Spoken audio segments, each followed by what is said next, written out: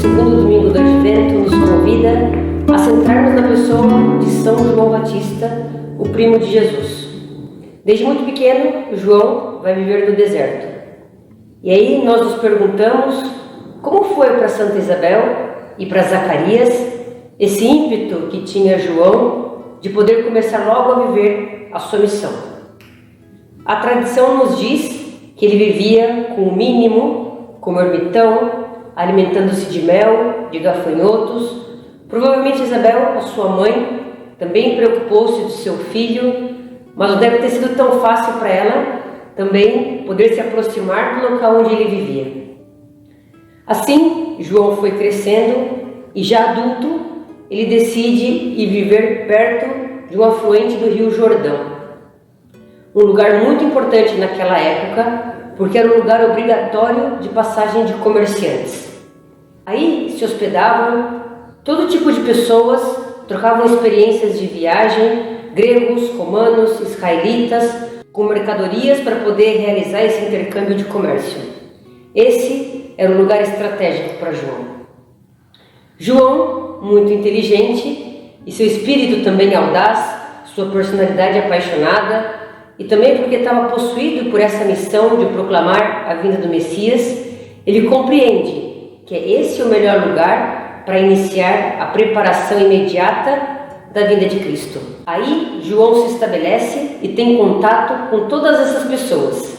Aí ele pode falar com criatividade para que todos também possam entendê-lo, a sua mensagem, a mensagem de anunciar a conversão do Espírito, de deixar-se batizar para preparar o coração para aceitar a chegada do Messias, o nosso Senhor. Provavelmente foram essas pessoas, esses comerciantes, a melhor maneira de difundir a mensagem que João tinha para entregar. Porque eles, a partir daí, quando seguiam a sua viagem, iam a todas as partes do mundo e chegaram também a Jerusalém. Podemos entender que vários dos apóstolos também foram discípulos de João. E como eles conheciam João? Como sabiam onde ele vivia? As distâncias eram grandes. E aí, por exemplo, o apóstolo André, como ele sabia da existência de João? Pelos comerciantes. Seguramente, esses comerciantes foram as redes sociais da sua época que difundiram de maneira muito ágil as notícias. Chegam a João, parte desses apóstolos, e aí eles se convertem. Aí se produz isso que nosso pai fundador chama dos preâmbulos da fé, os inícios da fé, que para o nosso fundador são muito importantes.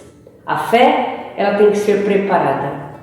João preparou a fé em Cristo, no seu tempo, o tempo no qual ele foi chamado.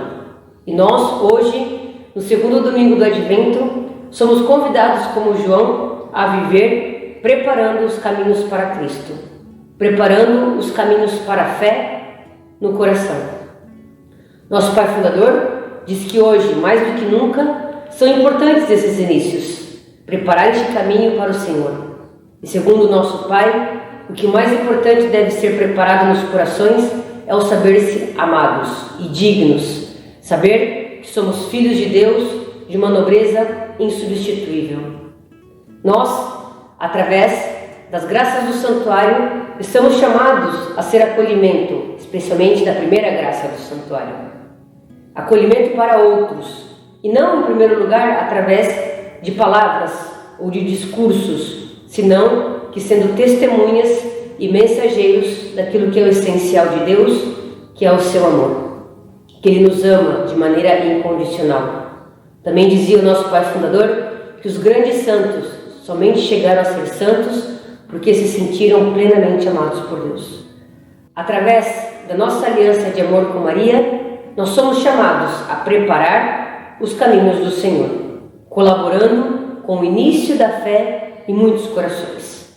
Que João Batista, nesse advento, nos ajude a ser verdadeiros mensageiros da fé em Cristo Jesus, o nosso Salvador, que virá nesse Natal.